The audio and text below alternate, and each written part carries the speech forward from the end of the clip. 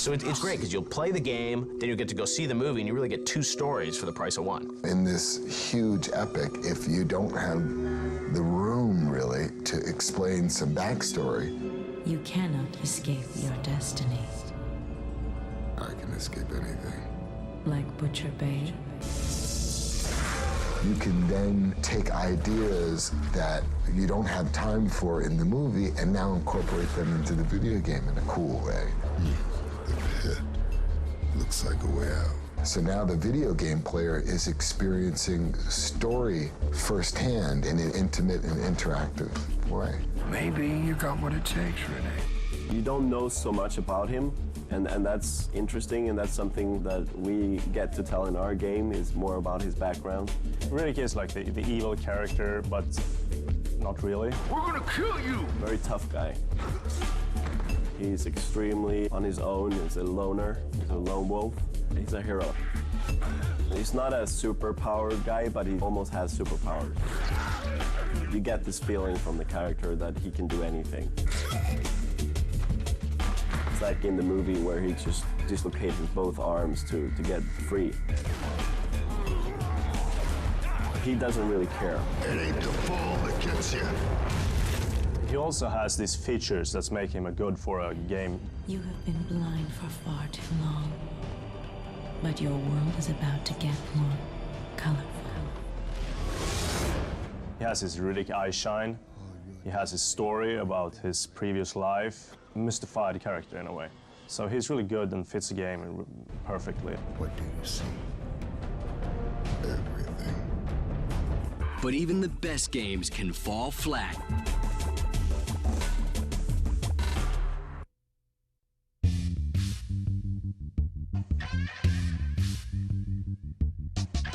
Once the developers have found a setting for Riddick, they find things for him to do. So there is a really balanced blend of stealth, frenetic shooting, or intelligent navigation. Locked. To get further along in the game. Not a problem. And there are multiple ways of achieving an objective as well, so you can choose to be more stealthy or frenetic, action and all that sort of stuff. The sneak mode in the game is something that we put in there to give the player the feeling that, okay, now you're sneaking. You're really sneaking now. There's a stealth element to the game, which is really pretty interesting. When you actually go into stealth mode, the color of the screen changes. It basically turns to a blue hue, so you know that you're actually hidden in the shadows.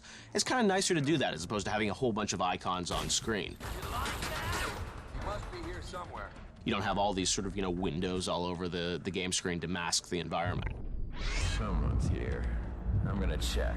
The eye shine in the game is something we use in dark areas. If he uses it in a light room, it's gonna be a problem for him because it's gonna get so saturated and bright, so he can't use it there. But in dark areas, he can use this. To really use the eye shine is to first take out the lights in an area. Who's breaking those lights? How can we do gameplay and atmosphere around this technical aspect? In its simplest form, you hide around a corner and you see someone's shadow, and that's a way to know where an enemy is. But in Riddick, hopefully we've taken it to the next level, where you really do choose to take out lights, then use the darkness to your advantage. It immerses you in this tense kind of horror, sci-fi, kind of thriller thing. That's the entertainment value. The reason we use the third person is that in first person, usually you just see the world.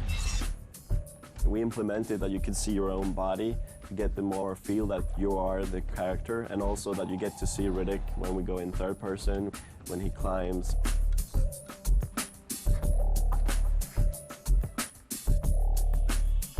Which makes you feel, oh, that's me, I'm playing. The combat system is Riddick features first-person fighting, where we try to emphasize the feeling that you are Riddick and you're hitting someone, and we really want to translate that as a good feeling for the player. It's raw fighting. It's got elements of fighting. Come on, you coward! It's got elements of adventure.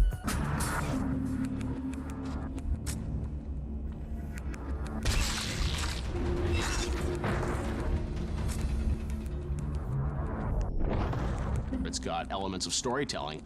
I should just have them put slugs in both your heads right now. Why ruin a nice carpet?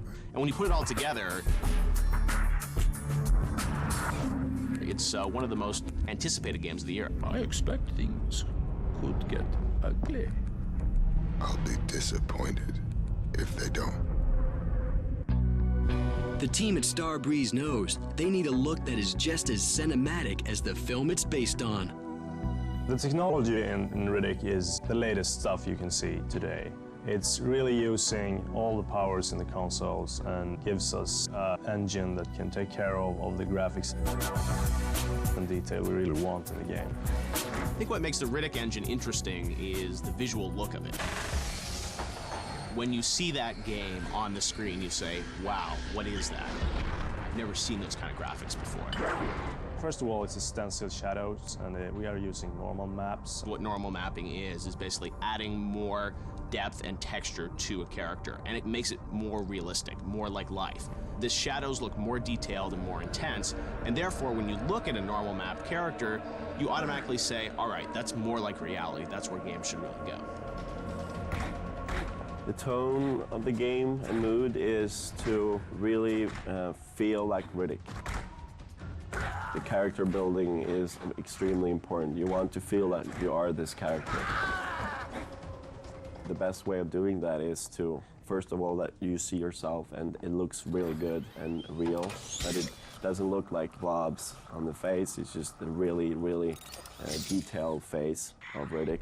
There's a finesse to it that you see Vin Diesel there, and you know his muscles are buff, and when he walks, it almost looks lifelike. It's somewhat scary how realistic the graphics really are. He did 3D scans so we could get really good features on the character and his voice. You're not still mad about before, are you? I think that's the best way to build the mood, is to have the real character. Well, let's see. Am I still mad about before?